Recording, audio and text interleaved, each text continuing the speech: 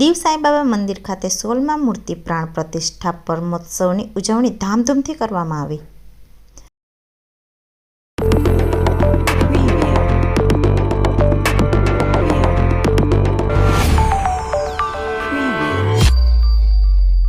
કેન્દ્ર શાસિત પ્રદેશ દીવ ઝાંપાબાર સ્થિત સાંઈબાબા મંદિરની મૂર્તિ પ્રાણ પ્રતિષ્ઠાનો 16મો પાટોત્સવ ધામધૂમથી ઉજવાયો, જેમાં સવારે 8 કલાકે અમૃત યજ્ઞથી પ્રારંભ કરવામાં આવ્યો। ત્યારબાદ 9:45 કલાકે કળશ યાત્રા નીકળી હતી, જે દીવની ગલીએ ગલીએ ફરી અને સાંઈબાબા મંદિર પહોંચી હતી।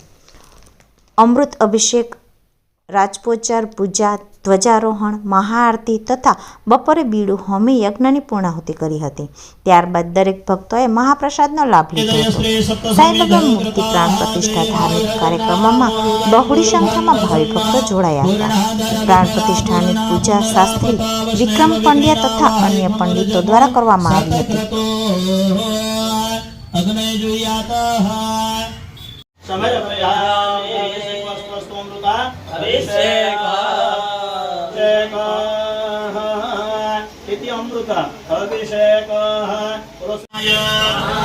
समानाय नमः स्वाहा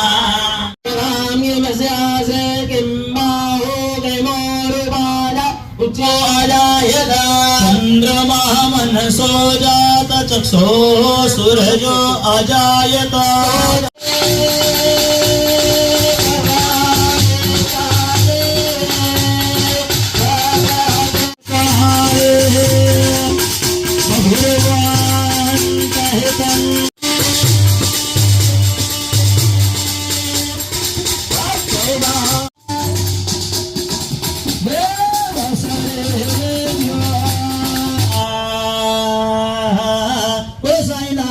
महाराजनी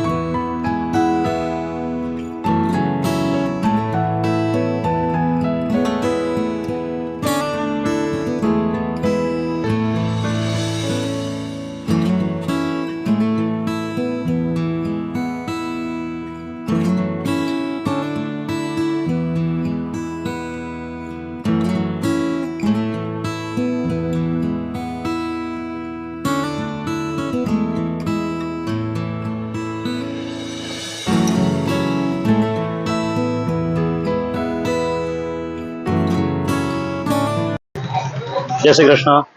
હું શાસ્ત્રી વિક્રમભાઈ પંડ્યા દીવ. આજે દીવના આંગણે છાપાબાર આવેલા સાંઈ દર્શન મંદિરની અંદર સદગુરુ સ્વરૂપ સાંઈબાબાનું પ્રતિષ્ઠાનો આ 16મો પાટોત્સવ આજે 16 વર્ષ પૂર્ણ થયા છે.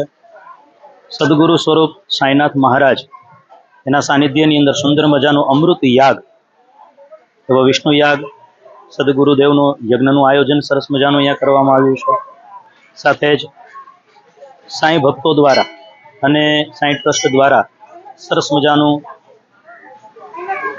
અન્નદાન એટલે કે ભોજનની વ્યવસ્થા પણ ખૂબ જ સારી રીતે કરવામાં આવી છે. આજના આ પ્રસંગે સદગુરુ સ્વરૂપ સાંઈનાથની મુખ્ય મૂર્તિનું ખૂબ જ ભવ્ય રીતે રાજોપચાર પૂજન સાથે સાથે ઉત્તમ રીતે અભિષેક નાની નાની બાળાઓ દ્વારા, કુમારિકાઓ દ્વારા, કન્યકાઓ દ્વારા અને વડીલ બહેનો દ્વારા જળ ભરી અલગ અલગ ક્ષેત્રનું અને એ જળ દ્વારા સુંદર મજાનો અભિષેક, મહાઅભિષેકનું આયોજન કર્યું અને મધ્યાહન સહિત ભોજનનું આયોજન, ભગવાનનું સદગુરુદેવના અભિષેકનું આયોજન, રાજોપચાર પૂજાનું આયોજન અને આ આયોજન સાથે સરસ મજાનું પાટોત્સવનું ખૂબ જ સુંદર રીતે આ આયોજન આજે થયું છે અને સૌ સાંઈ ભક્તોએ આનંદ અને ઉત્સાહ સાથે આ આયોજનનો લાભ લીધો.